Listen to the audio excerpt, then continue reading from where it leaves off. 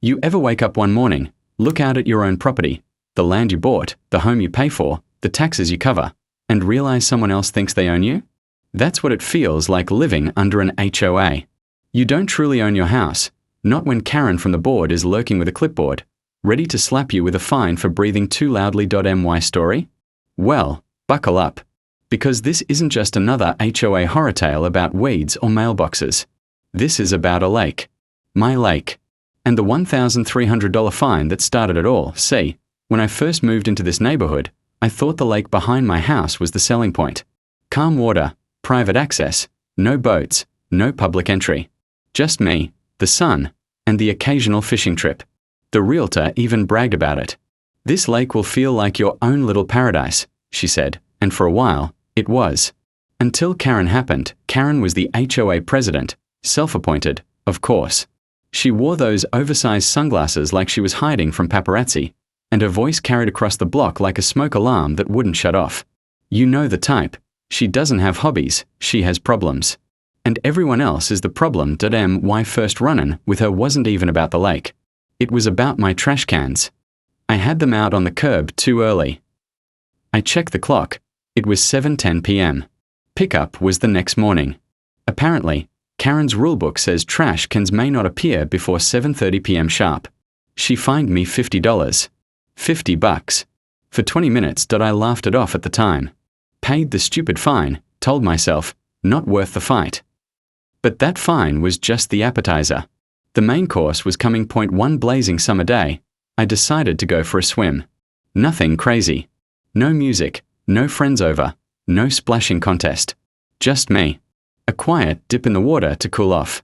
I was maybe 5 minutes in, floating on my back, when I heard it. Excuse me. Excuse me. There she was.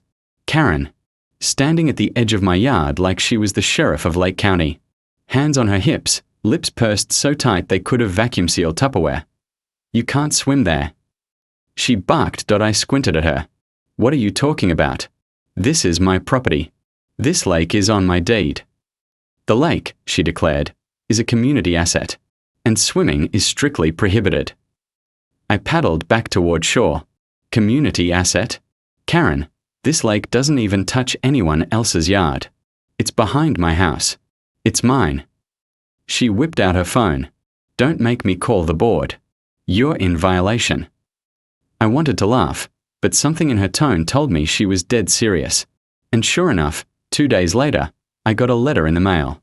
The HOA had fined me $300 for swimming. In water I literally owned. That's when I snapped. But here's the thing about me. I don't just snap and yell. I plot. I research. I dig. And if someone tries to play power games with me, I don't just play back. I flip the whole board. So when Karen fined me, she didn't just open a can of worms. She opened a can of piranhas. And I was about to set them loose, because if she wanted to mess with me, then fine. I'd mess with her. But on my terms. What Karen didn't know is that I had something she didn't: leverage. And when you hold leverage in an HOA, you can make very interesting things happen. But let me rewind a little, because before I tell you how I raised everyone's HOA fees by $3,200, you need to understand exactly how I pulled it off. And it all started with one overlooked detail in the HOA bylaws. Asterisk asterisk, you know that saying, knowledge is power? Well, when you're up against an HOA, knowledge is more than power, it's ammunition. After that ridiculous $1,300 fine for swimming in my own lake, I didn't slam doors or scream at Karen. No. I got quiet. I got methodical. Because if you want to take down a tyrant, you don't show your cards. You let them think they're winning while you stack the deck in your favor. First thing I did? I pulled out the HOA bylaws. Now, if you've never read one of those things, let me warn you. It's like trying to read the Dead Sea Scrolls while someone's holding a leaf blower next to your ear. Tiny print, endless paragraphs, contradictions everywhere. They make it that way on purpose. Confusion keeps the average homeowner compliant, but I wasn't average. And I had time. So night after night, after work, I sat at my dining table with a pot of coffee, a highlighter, and those bylaws spread out like some kind of cursed treasure map. Karen thought she had me cornered. She thought she could nickel and dime me until I gave up. But in those 147 pages of legal jargon, I knew there had to be something. some overlooked detail I could use, and then I found it. Article 9, Section B, Clause 14. Tucked away between lawn maintenance and parking regulations. It said, and I quote, "Any property that contains a natural resource deemed essential to the community must be subject to review and management by the HOA board." Sounds boring, right? But here's the kicker. The definition of essential to the community was vague as hell translation. If the board decided something was essential, they could claim authority over it. And that's exactly what Karen had tried to do with my lake. She twisted this clause to argue that the lake was a community resource. Even though it was literally fenced off on my deed to first, I was furious. But then, like a light bulb flicking on, I realized something. This clause could cut both ways that if the HOA could claim responsibility for my lake. That meant they were also responsible for the costs, maintenance, liability insurance, environmental inspections, safety compliance, and let me tell you, lakes aren't cheap. The next morning, I grabbed my laptop and started researching lake management costs, aquatic weed control, shoreline stabilization, erosion management, water quality testing. I made a spreadsheet. I called 3 different environmental companies and asked for quotes. By the end of the day, I had a number staring back at me, $3,200. That's how much it would cost the HOA annually to maintain my lake if they claimed it as their responsibility. I leaned back in my chair and laughed. Hard. Because Karen had no idea what kind of trap she'd walked into. But before I sprung it, I needed to set the stage. The next HOA meeting was in 2 weeks. Those things are usually mind-numbingly dull. A dozen people in folding chairs, Karen at the front like a wannabe dictator, droning on about approved mailbox paint colors. But this time, I was going to show up, and I was going to bring my homework. For the next 2 weeks, I played nice. I waved at Karen when she drove by. I even trimmed my hedges a little shorter so she wouldn't have any ammo. I wanted her guard down. Meanwhile, I printed out copies of my research. Full breakdowns, highlighted quotes from environmental specialists, projected costs, everything. When I showed up at that meeting, I was going to drop a financial nuke right in her lap, and oh, did I dot the night of the meeting, I walked into the community clubhouse wearing my nicest button-down. The room smelled faintly of burnt coffee and frustration. Karen was already at the front, shuffling papers like she was preparing for the State of the Union. "Oh, hello," she said, her voice dripping with fake politeness. "Glad you could join us tonight." I smiled. Wouldn't miss it. The meeting went on the usual way at first. Discussions about lawn height, street parking, some guy complaining about his neighbor's wind chimes. Karen was in her element, lecturing and interrupting, acting like queen of the block, and then, right when the meeting was about to close, I raised my hand. "Yes." She asked, clearly annoyed. I pulled out my neatly bound packet and slid copies across the table to every board member. I'd like to address the fine issued against me for swimming in my lake. The room went silent. You could feel the tension. A couple neighbors leaned forward, suddenly way more interested than they'd been 5 minutes ago. Karen cleared her throat. "As I explained before, the lake is considered a community asset, and swimming is prohibited for liability reasons." I nodded. "I understand. But since you've declared it a community asset, that makes the HOA fully responsible for its maintenance and compliance. And I've done some research on what that entails." I opened my packet and pointed to the first page. Annual aquatic weed control, $900. Shoreline stabilization, $600. Erosion management, water quality testing, liability insurance. The total comes to $3,200 per year. I've confirmed these quotes with 3 different companies. So, since the HOA insists this lake belongs to everyone, I'll be expecting the association to cover these costs going forward. Karen's face went red. Not pink. Not flushed. I'm talking full-on tomato red. That's absurd," she sputtered. "We don't have that kind of money in the budget." I leaned back, calm as could be. "Well, then I guess we'll need to raise the HOA fees.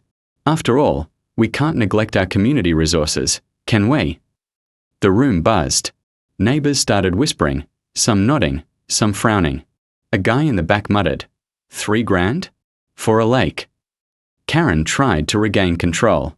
"This is ridiculous. We are not paying for that." I shrugged. "Then I'll swim in my lake.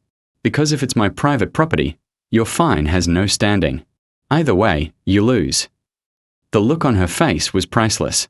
She was caught in a trap of her own making. If she backed down, she admitted she had no authority. If she pushed forward, she bankrupted her own board. That night, I walked out of the clubhouse with a smile on my face. Because for the first time, the power balance had shifted. Karen knew it. I knew it. And pretty soon, the entire neighborhood would know it too.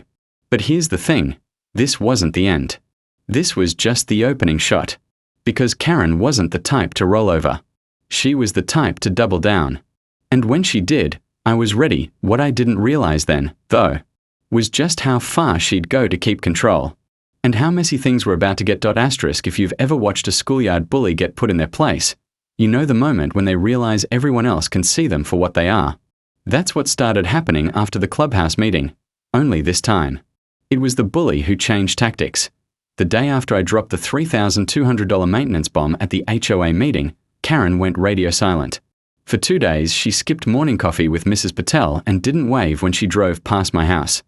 I thought, great, maybe she'd quietly give up. I was wrong. Very wrong. On day 3, I found a letter slid under my door. No return address. No signature. Just a terse printed note. Cease and desist swimming in the community lake or face legal action. To a council, my palms went cold. Someone in a suit had been hired, or at least threatened. Karen's next move was obvious. She was going to weaponize the law. And she wanted to make me look like the bad guy for daring to defend myself. Classic. I could have panicked. I could have rolled over and paid the fine like so many others. But remember, I don't react, I plan. So I did the only sensible thing. I did some more digging. You wouldn't believe how much dirt a few public records can turn up. Property deeds, old board meeting minutes, insurance policies, all of it. Turns out, the lake story was messier than Karen let on. First twist, the HOA's own insurance binder, the document that proves what the association insures, had a clause.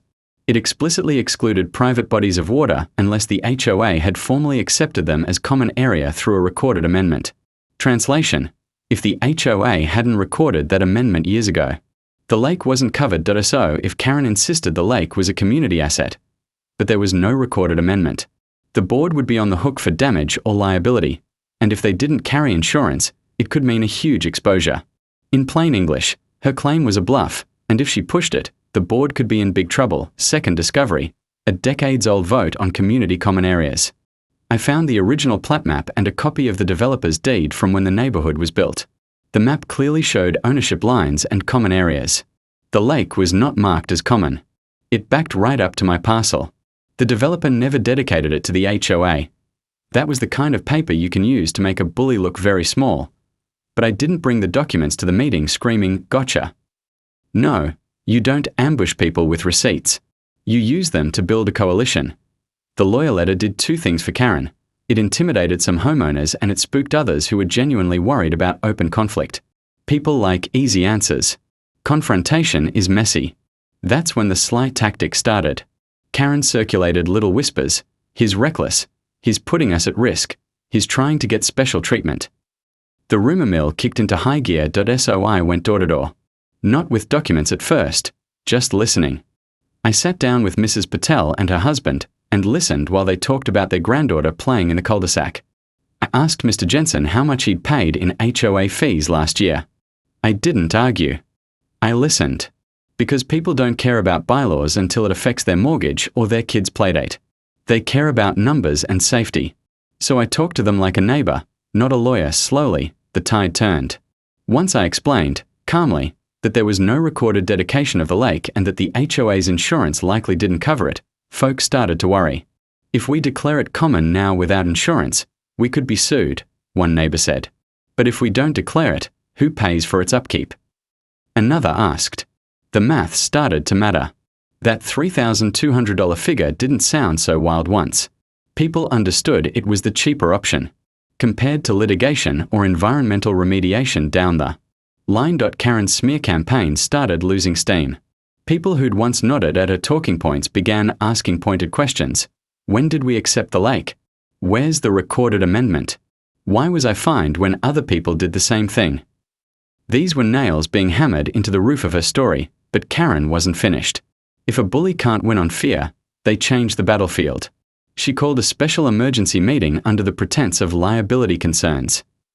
She dressed up in black and walked in with a binder twice the thickness of mine, like she'd swallowed the HOA rulebook. She spoke about precedent and community standards, and how one person's defiance could ruin it for everyone. The audience nodded. Some feared legal exposure. Others simply wanted peace. Then I made my move. I stood up and asked, politely, whether the HOA's insurance would cover any claims related to the lake if it were declared common right then and there. Karen blinked. We'll check with council. That was the stall. But I'd already checked. The binder said no.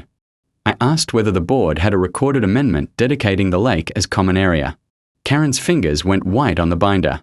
We've always treated it as a community asset, she said, which is HOA for we've been winging it.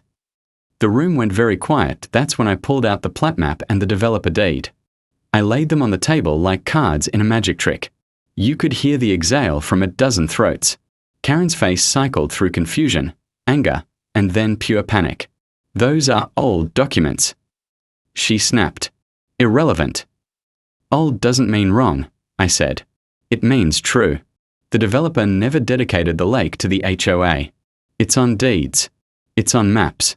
If the board wants responsibility for it, that needs to be done properly, recorded, insured, budgeted. People started asking simple, devastatingly practical questions. Who pays for the insurance? Who votes on the recorded amendment? How would this affect our fees? The more I answered, the more reasonable the path forward looked. Either the HOA admits the lake isn't theirs and drops the fine, simple, done, or the HOA accepts responsibility through the proper recorded amendment and covers the maintenance costs. Those costs. $3,200 a year, I reminded them, on the record.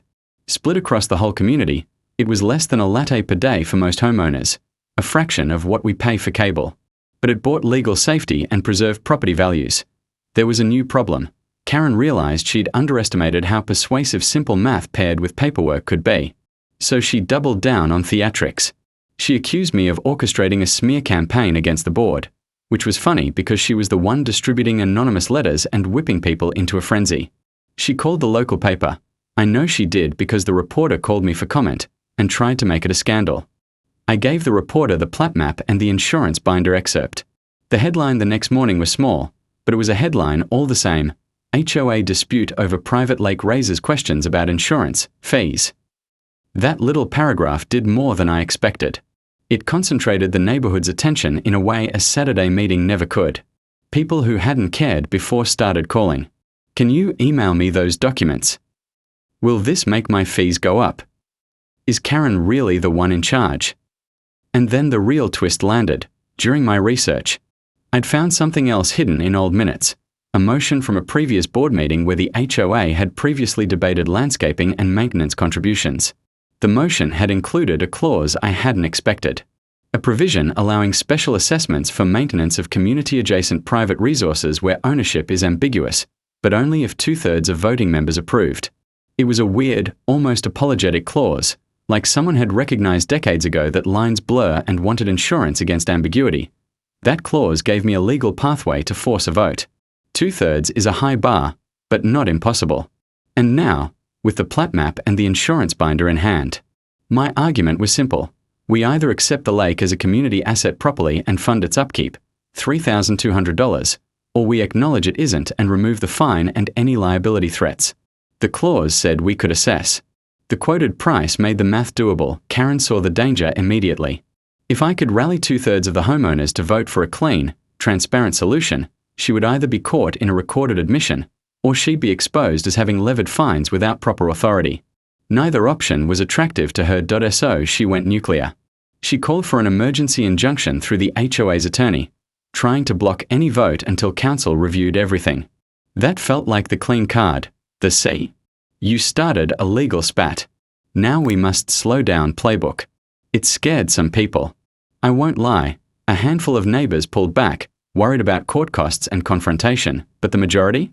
The majority wanted their community handled like a real community, with papers that matched reality, insurance that matched risk, and leaders who didn't wield power like a cudgel.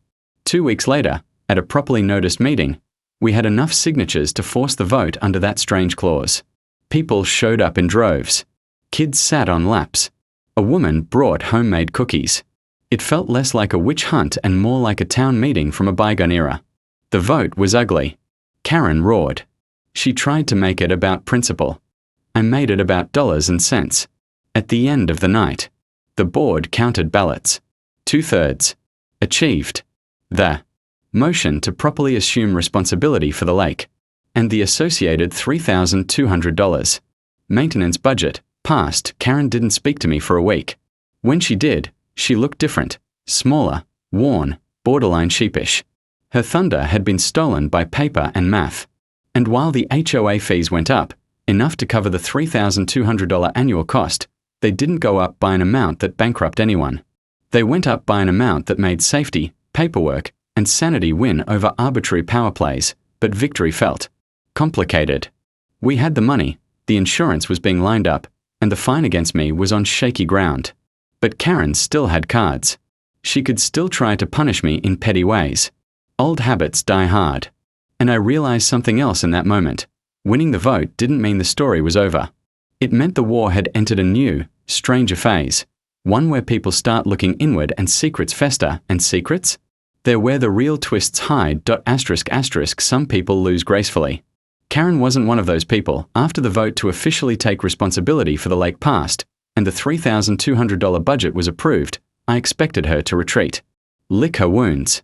Maybe step down from the board quietly. But instead, she went on a tear within days. I got 3 more violation notices. 3.1 for improperly stored garden tools. Apparently my rake leaning against the side of the shed was a community crisis. Another for grass height exceeding regulation. My lawn was maybe half an inch taller than my neighbor's. And the pièce de résistance? A notice for unapproved decorative item. Translation. My daughter had drawn a smiley face in chalk on the driveway. A smiley face. Chalk. I stared at that one for a good 5 minutes. Equal parts laughing and fuming. Was this real life? Was I actually being fined for temporary sidewalk chalk? It was obvious what Karen was doing.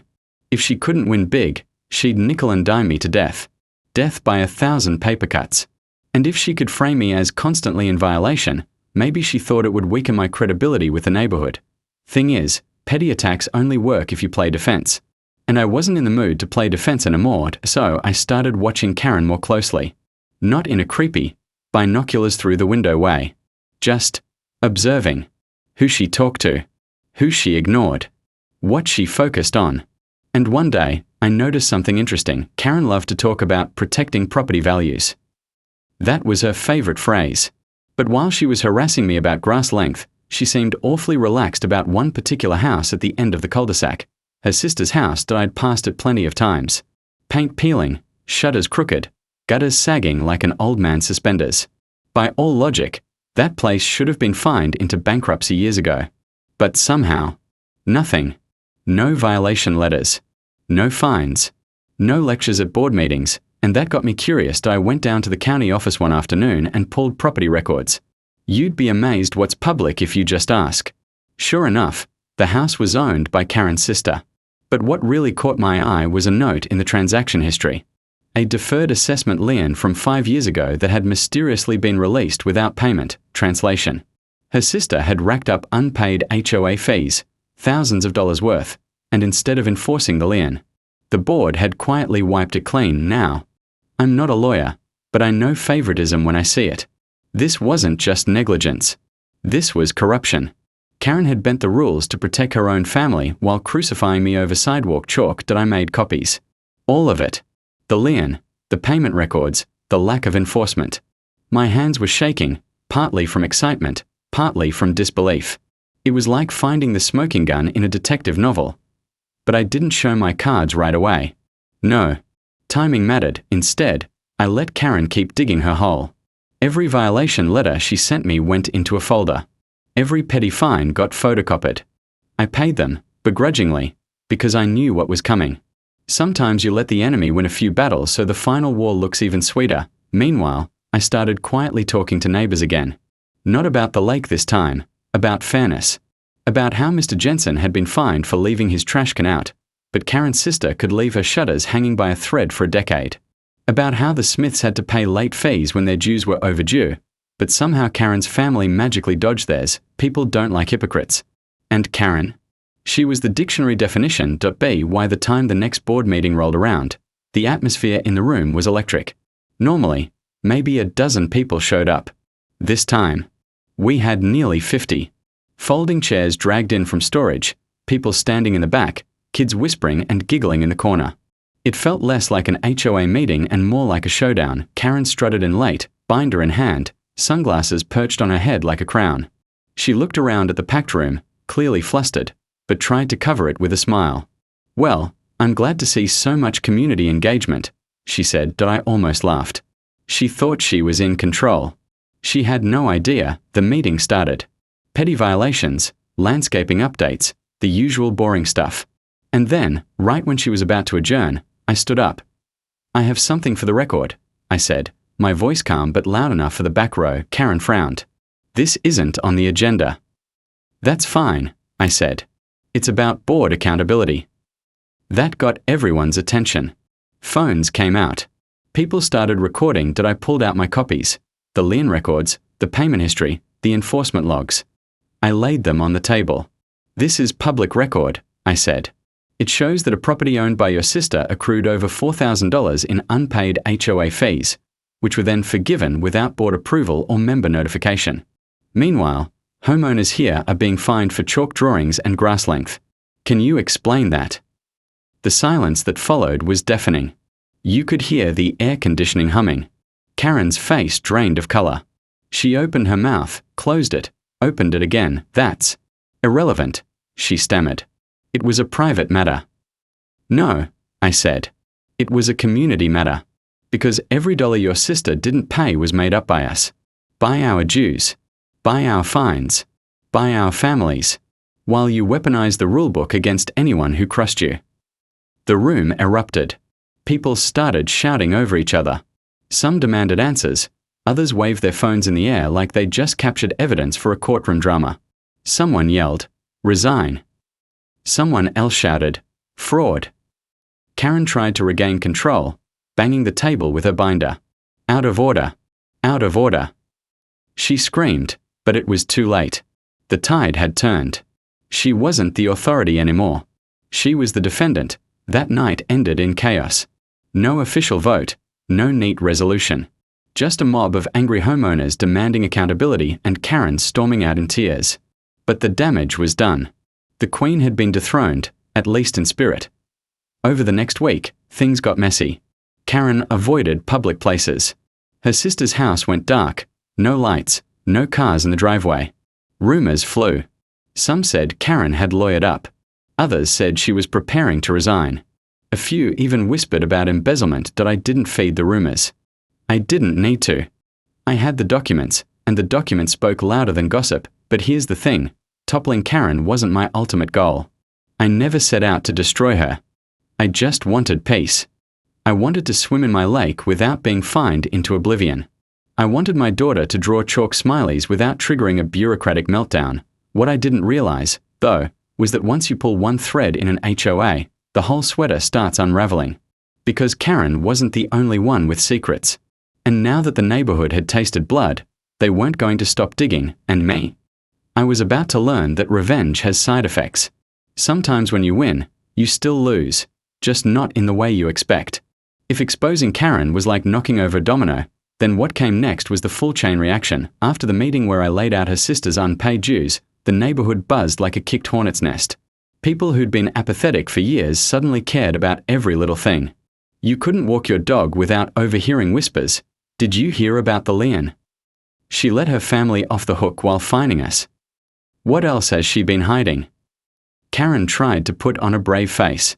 For about a week, she carried her binder around the neighborhood like a shield, sunglasses on, chin up. But her voice had lost its edge. Instead of barking orders, she mumbled. Instead of strutting, she shuffled. By the end of the week, she stopped showing up altogether. That's when the board started to fracture. See, an HOA board is only as strong as its unity. They feed off each other's authority. But once the figurehead cracks, the others start covering their own backsides. At the next meeting, one board member, Tom, the treasurer, stood up and made a personal statement. Which, in HOA language, means, "Don't blame me. I was just following orders." He cleared his throat and said, "For the record, I had no knowledge of the lien forgiveness. That was handled by the president without full board approval." Another member, Diane, chimed in. "I second that. I wasn't consulted either." It was a full-on mutiny, each rat abandoning the sinking ship. Karen wasn't even there to defend herself. And honestly, I thought maybe this was it. Maybe she'd resign, they'd reshuffle the board. And we could all go back to arguing about mailbox paint colors like normal suburbanites.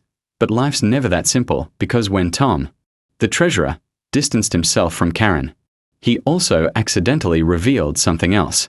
Something way bigger. He mentioned, almost casually, and while we are clarifying, the shortfall from unpaid dues in past years has already been covered by reallocations from the reserve fund. So the budget remains balanced. Reserve fund. That phrase lit up in my brain like a neon sign. Every HOA has one.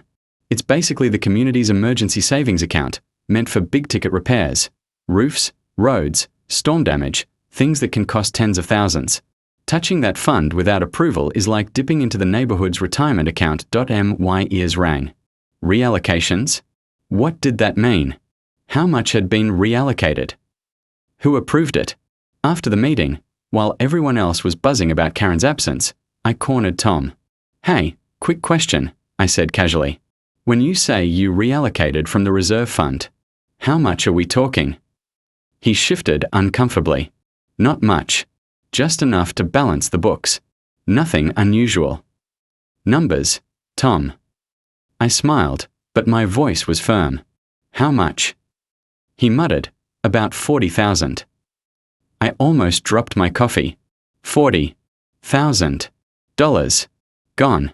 Quietly siphoned from the emergency fund to cover gaps created by unpaid dues and, I suspected, Karen's little forgiveness program for her family. That wasn't petty.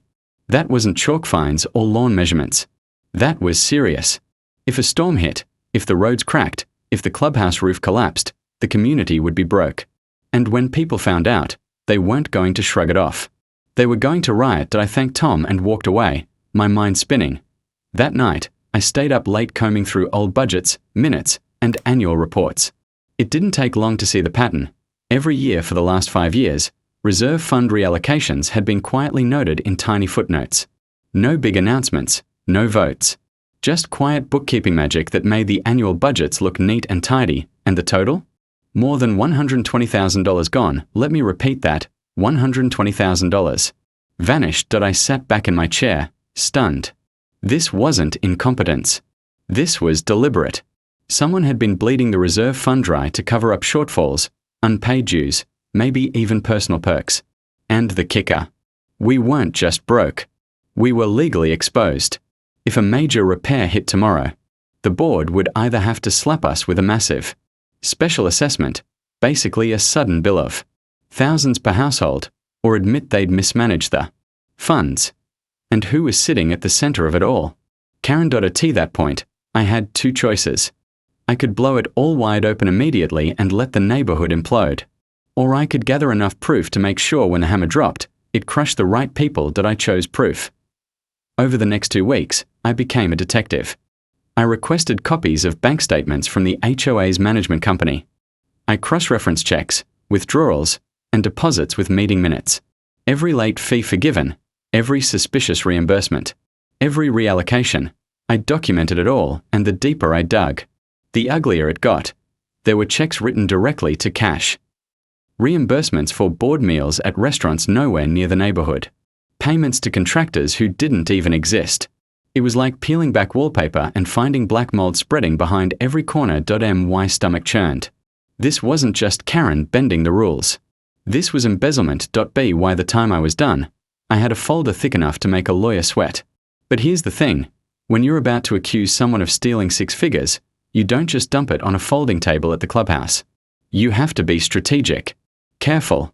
Because if you're wrong, or sloppy, they'll chew you alive. I needed allies. So I reached out to Diane, the board member who distanced herself from Karen. I showed her just a sliver of what I'd found. 1 suspicious reimbursement, 1 missing deposit. Her eyes widened.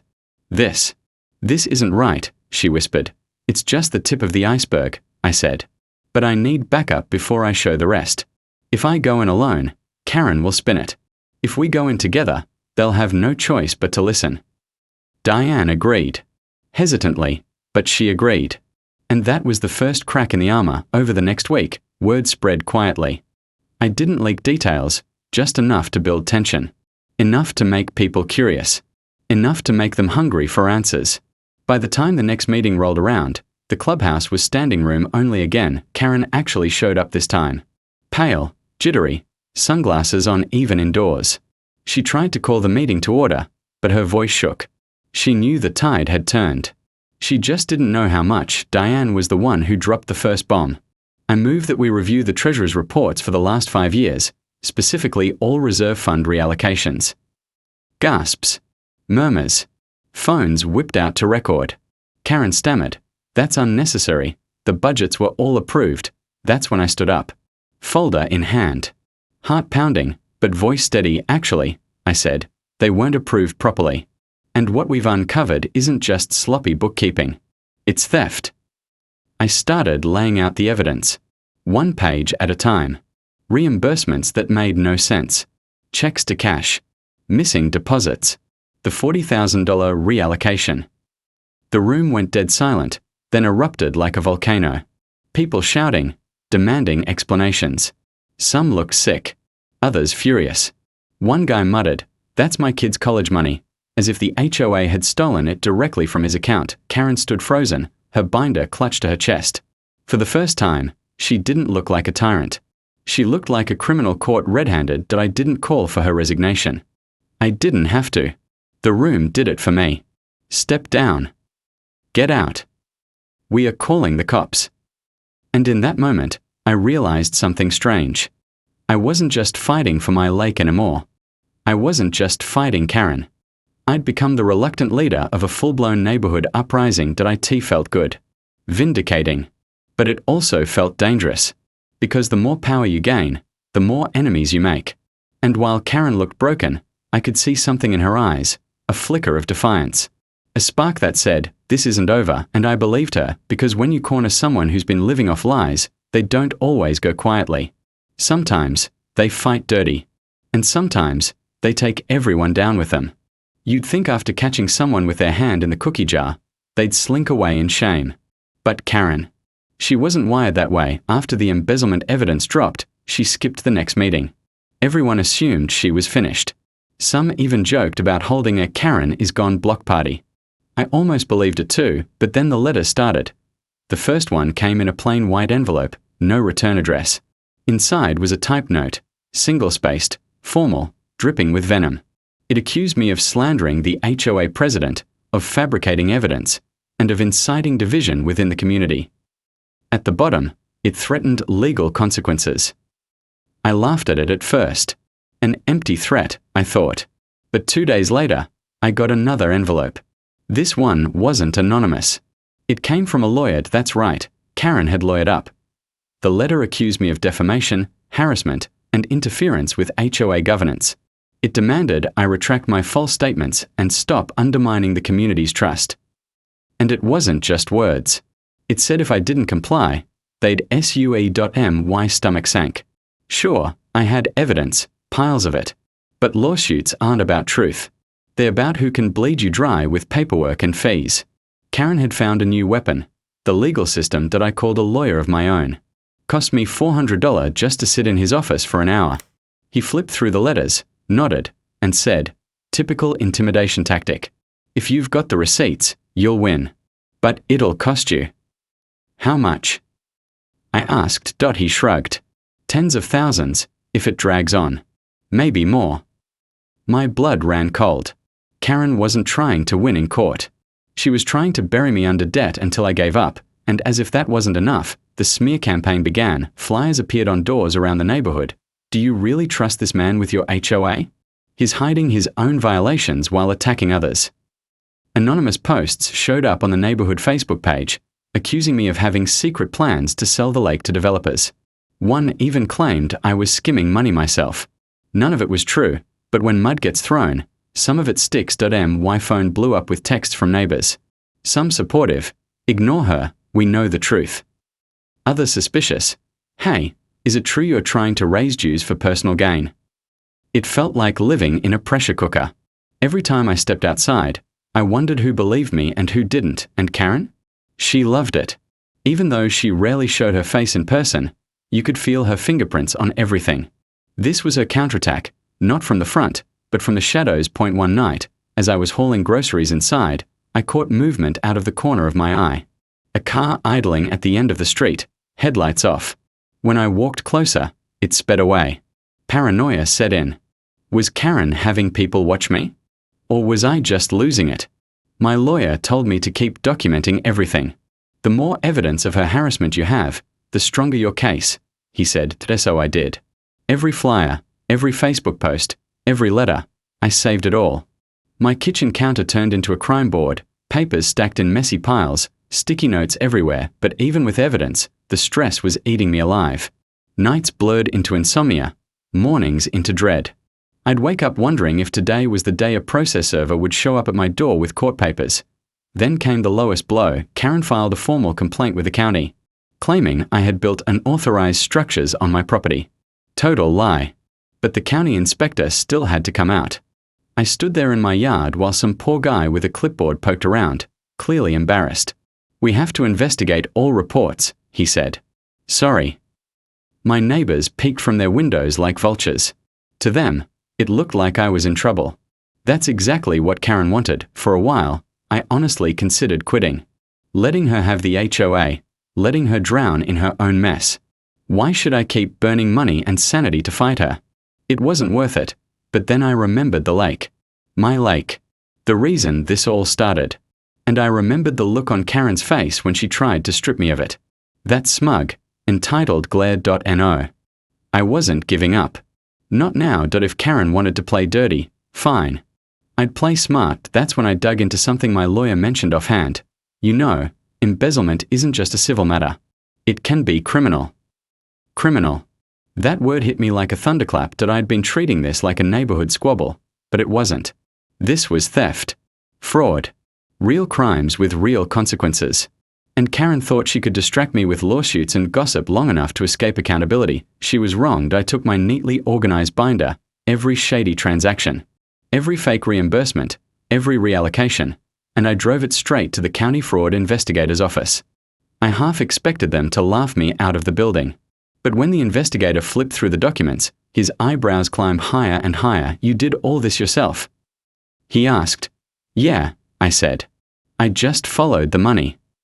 He nodded slowly. You've got something here. Leave it with me. For the first time in weeks, I felt a flicker of hope. Days turned into weeks. The smear campaign kept grinding. More flyers, more whispers, but something had shifted. Karen wasn't just fighting me anymore. She was fighting the law, and then, one afternoon, it happened. A squad car pulled into her driveway. 2 officers knocked on her door. Within minutes, she was in handcuffs, marched down her front steps as neighbors filmed from behind curtains. The charge? Embezzlement. Fraud. Misuse of HOA funds. I watched from my porch, heart pounding. I wanted to cheer, but I didn't. Because this wasn't victory yet. Karen was out of power, yes. But people like her don't just vanish. They claw. They manipulate. They find ways to twist the narrative, and sure enough, within hours, her lawyer released a statement claiming she was the victim of a smear campaign led by disgruntled homeowners, namely me. The neighborhood was split again. Half were relieved. Finally, justice. The other half whispered, what if she's being framed? It didn't matter. The system was in motion now. The HOA board scrambled to distance themselves, calling emergency meetings to elect interim leadership. And me. I found myself, almost by accident, at the center of it all. Neighbors asked if I'd run for president. We need someone who actually cares, they said. I wanted to laugh. Me? President? The guy who just wanted to swim in his lake? But then again, maybe that's exactly why I should. Because if people like Karen could weaponize the HOA, maybe people like me could fix it. I didn't say yes. Not yet. But the thought lodged in my mind. That night, as I sat by the lake, the water calm under the moonlight, I realized something. This war wasn't over. Karen was out of the picture, Sure, but her influence, her allies, her lies, they were still floating around, poisoning the air, and I knew, deep down, that before this story ended, I'd have to make a choice. Stay the reluctant fighter who just wanted peace, or step into the fire and take control of the battlefield. Either way, one thing was certain, Karen might be in handcuffs. But the real fight for this neighborhood had just begun. When Karen was hauled off in handcuffs, the neighborhood celebrated in whispers. People don't cheer too loudly when the fall of a tyrant might also mean the fall of the entire system propping them up. Still, for a few days, the air was lighter. Dogs barked less, kids played louder, and you could mow your lawn without glancing over your shoulder for clipboard patrol. But power hates a vacuum. And Karen's empty chair at the head of the HOA board became the hottest seat in town. Neighbors cornered me at the mailbox, the grocery store, even while I was jogging. "You've got to run for president," they said. "You're the only one who stood up to her." Me, the guy who just wanted to swim in peace? HOA president?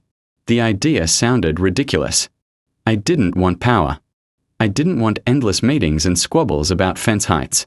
I wanted my lake, my quiet, my sanity. But here's the thing, when you fight a monster and win, people expect you to guard the door so it doesn't come back. And Karen? She might have been cuffed, but she wasn't gone. Not really, because that's when I learned about the allies. Diane, the one who'd sided with me early on, pulled me aside after a heated intra-meeting. "You need to know something," she whispered. "Karen still has people on this board." "What do you mean?" I asked. "I mean, not everyone hated her. Some of them benefited from her flexibility. Contractors who got sweetheart deals. Friends whose dues magically disappeared. And they're scared that if you take the helm, their secrets will come out too." My stomach tightened. I thought Karen's arrest was the climax. Turns out, it was just an intermission, and sure enough, the resistance started small but sharp. The board delayed votes on replacing Karen. They argued about procedure, bylaws, quorum requirements, all stalling tactics. Meanwhile, rumors swirled again. He's power hungry. He only exposed Karen to take over. At first, I ignored it. But the whispers grew louder. Flyers reappeared, this time more subtle. No wild accusations, just questions. Do we really want one man controlling both the lake and the HOA budget? It was Karen's playbook, but now in other hands, and then came the kicker. One night, I got a knock on my door. It was Tom, the treasurer, sweaty, jittery, eyes darting like a guilty man. "We need to talk," he said. We sat at my kitchen table, coffee steaming between us. He leaned in and whispered, "They're planning to reinstate her." I blinked. "Karen. She's under indictment." He nodded frantically. "Doesn't matter. There's a clause in the bylaws. Until she's convicted, she's technically eligible. Some of the board want to vote her back in as interim president. They say removing her before trial sets a dangerous precedent." My jaw dropped. "You've got to be kidding me." I wish I was. He rubbed his face. "Look, I didn't tell you this, okay? If they find out I warned you, I'm done for." When he left, I sat there in silence, staring at my untouched coffee. Reinstating Karen? It was insane. But the more I thought about it, the more it made sense. Desperate people cling to familiar devils. And Karen, even in disgrace, was their devil. The next board meeting confirmed it, packed room again, everyone buzzing. Diane made a motion to permanently remove Karen. 2 members immediately objected. One of them, a smug guy named Harold, actually said, "We need to respect due process. Innocent until proven guilty." The room erupted. Shouts, boos, people waving their arms. But Harold just sat there, smug as a cat with creamed. That's when I realized this wasn't just about Karen. This was about power, money, and fear. If Karen went down, so did anyone who benefited from her schemes. They needed her back, if only to keep the skeletons locked in their closets, and suddenly, my neighbor's pleas made sense. They didn't just want me to run for president because I'd stood up to Karen. They wanted me because they were scared of her return. So I made a decision. One I never thought I'd make. I announced my candidacy. The room went silent for half a beat, then exploded in applause from half and groans from the other. "I don't want this," I said loudly, hands raised. I didn't move here to be in charge of anyone. But if the alternative is letting corruption creep back in, then fine. I'll run. And if I win, I promise transparency. No secret deals, no forgiven dues, no reallocated funds. We rebuild this HOA the right way. It wasn't a campaign speech. It was a declaration of war. The weeks that followed felt like a political thriller in miniature. Yard signs popped up. Yes, actual yard signs for an HOA election. Flyers circulated. One side painting me as the savior, the other calling me a tyrant in waiting. I shook hands with neighbors I barely knew. Answered questions about budgets and bylaws like I was running for Congress. And behind every conversation, I felt the shadow of Karen. Then, one night, I got a text from an unknown number. Just one sentence: "You think you've won? Wait until the audit." My chest tightened. The audit? What audit? I called Diane immediately. She sighed heavily. Yeah, they've scheduled an external audit of the HOA finances. Not to look at Karen, to look at you. My blood boiled. Me? I don't even control the finances. Doesn't matter, she said. They'll spin it. Make it look like you're hiding something. If the auditor finds even a single discrepancy, they'll paint you as worse than her. And just like that, I realized the fight had shifted again.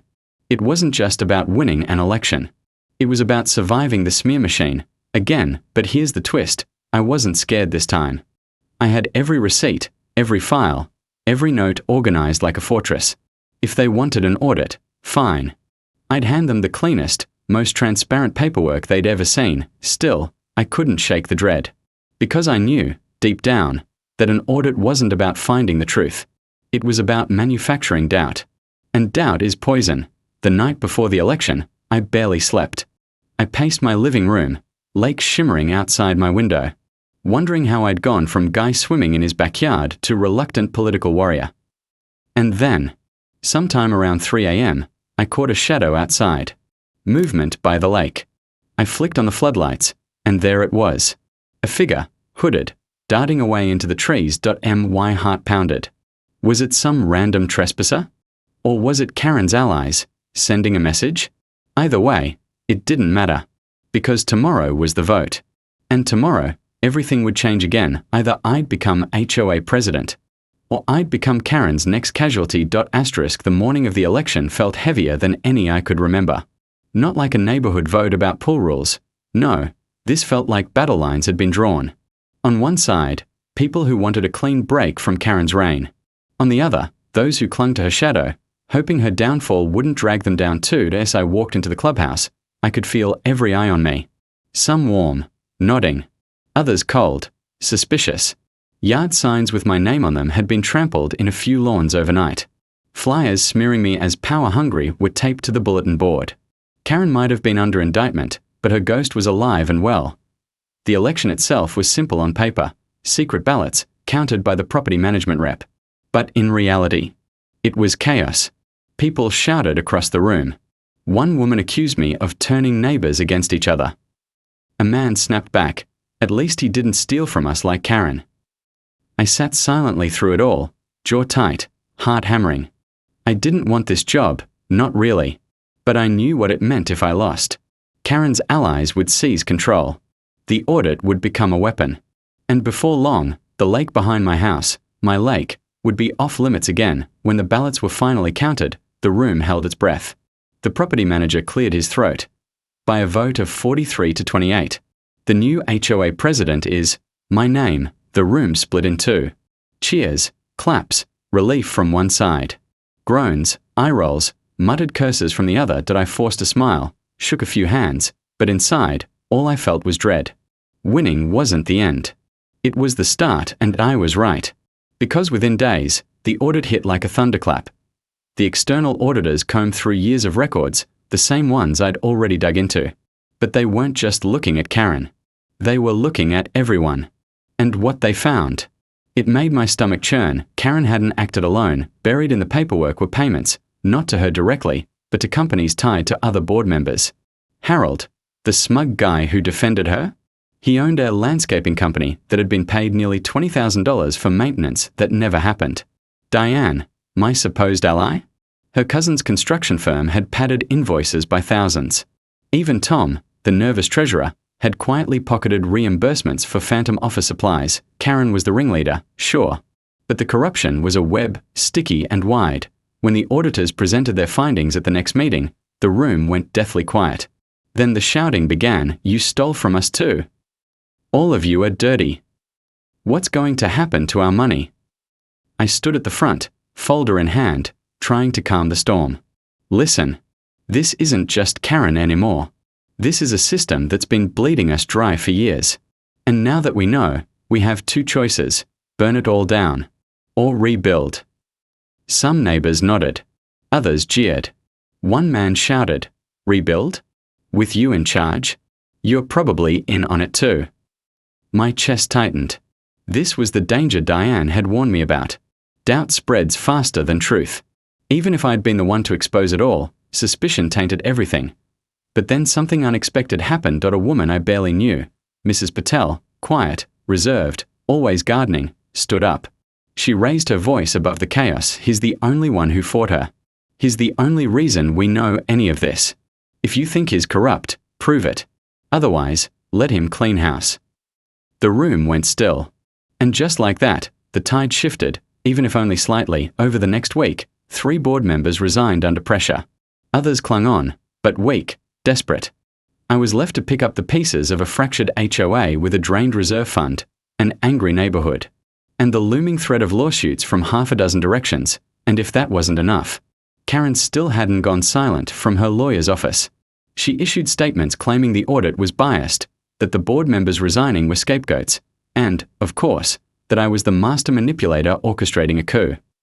Every time I thought her voice would fade, it echoed louder.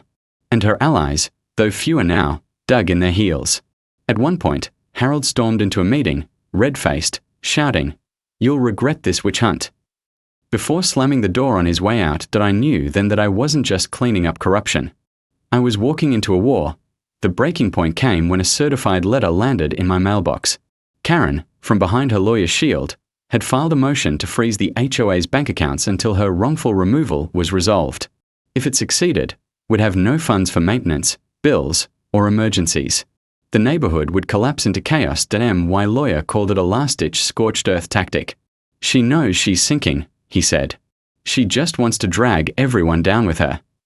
And in that moment, staring at the letter, I realized something chilling. This wasn't about fines anymore. Not about dues or bylaws or even my lake. This was about survival. Karen wasn't just a neighbor with too much power. She was an arsonist, and our community was her matchbox. And unless I stop her once and for all, she'd burn it all to ash, just to prove she could. So I made a decision. I thought being HOA president meant cutting ribbons and approving lawn projects. Instead, it felt like running a counterintelligence unit in hostile territory. The audit had exposed some of the rot, but I knew it only scratched the surface. Karen wasn't the kind of person to sit back and let others pull her strings. If her allies were still fighting this hard, it meant she had more to lose, something bigger, something buried deeper. So I started digging. Hard nights that used to be spent by the lake were now spent hunched over boxes of old HOA records. Contracts, bank statements, meeting minutes, page after page of bureaucratic sludge. Most people would have given up after 10 minutes. But I wasn't most people anymore. I had skin in the game. And one night, around 2 a.m., I found a contract buried in the archives, dated 5 years ago. Exclusive use agreement. It granted a shell company, Lakeside Leisure LLC, the rights to manage and lease recreational access to the community's lake. The same lake behind my house. The same lake I'd been fined $1,300 for swimming in. The kicker? Lakeside Leisure was registered to Karen's maiden name.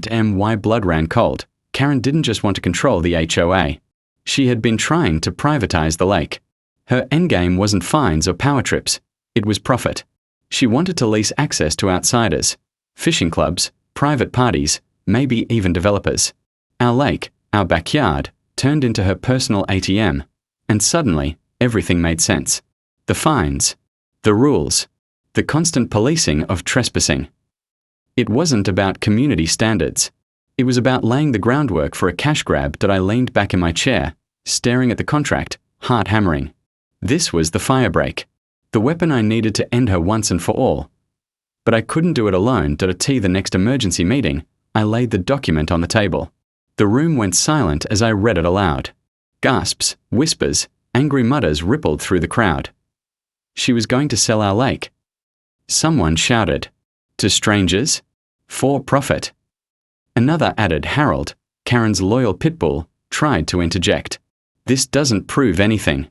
It's just a draft, probably never executed." I slammed the stamped copy down harder. It was signed. By her. As president.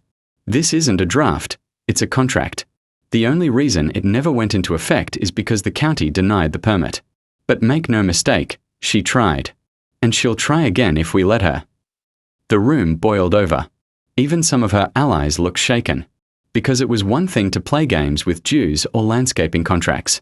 It was another to take away the heart of the community. That was the moment I realized I had the neighborhood on my side. Not everyone, but enough. And I knew what had to come next. We are done playing defense, I told them. We are filing a civil suit. Fraud, breach of fiduciary duty, misappropriation of funds, everything the lawyers can throw at her.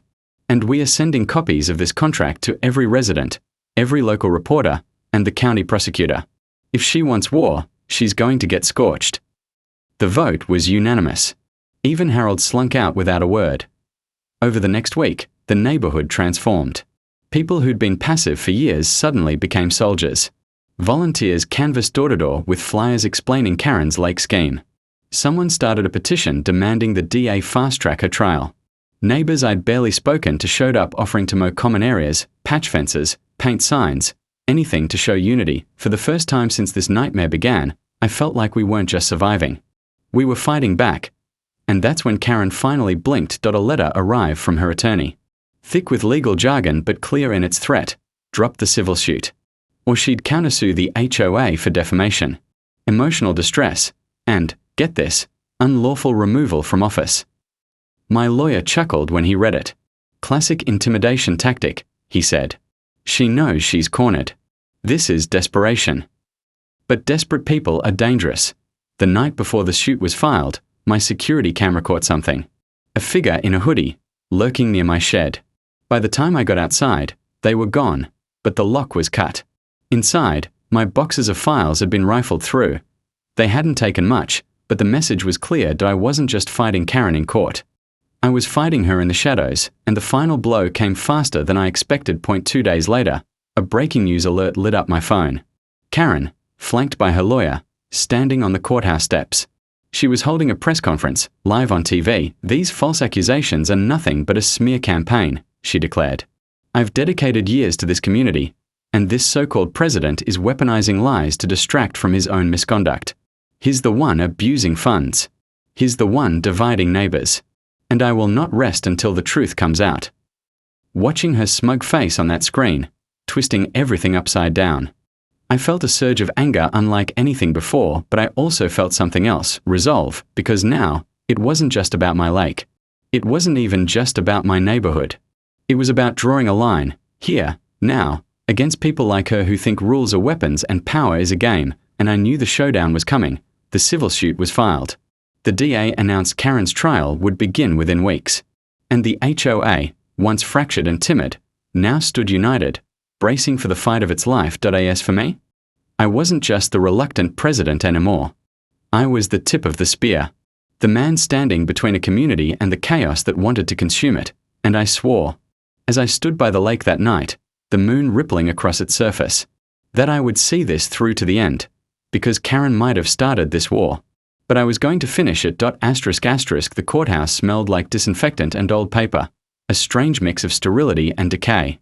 Perfect, I thought, for a trial about rot hidden beneath the veneer of order. Karen's trial had drawn a crowd. Neighbors filled the benches, reporters jostled for quotes, and lawyers circled like sharks. I sat near the front, not as a defendant or a witness this time, but as a symbol, the man she tried to crush. When Karen entered, she was dressed for war. Power suit, hair immaculate, that same smug smirk plastered across her face. You'd think she was running for office, not standing trial for fraud. She glanced at the gallery, eyes locking on me. Her smile widened, just a fraction. A silent message. "You may think you've won, but I'm still here." The prosecution laid out the case with surgical precision. Misappropriation of funds. Forged invoices. That infamous lake contract, signed in her own hand. Exhibit after exhibit stacked against her. Karen's defense? Classic deflection. She blamed the board, claimed she was misled by vendors, painted herself as a victim of a targeted campaign of harassment. And when her lawyer gestured toward me, she leaned forward, eyes narrowed, as if to say, "You did this to me, day after day." Testimony piled up. Former allies flipped, eager to save themselves. Contractors admitted to kickbacks. Even Tom, the nervous treasurer, took the stand and described how she pressured him into signing off on phantom expenses. Still, Karen never cracked.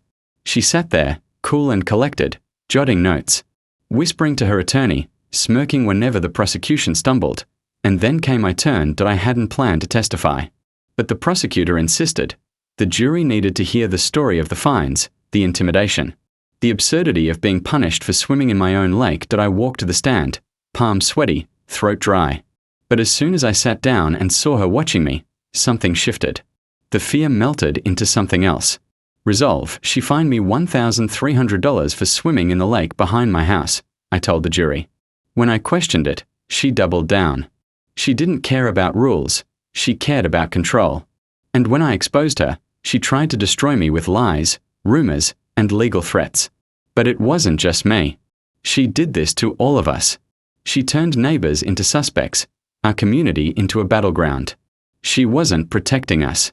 She was exploiting us. My voice wavered at first, but by the end it rang like steel. The jurors leaned forward, hanging on every word. And for the first time, Karen's smirk faltered. The trial lasted 3 weeks.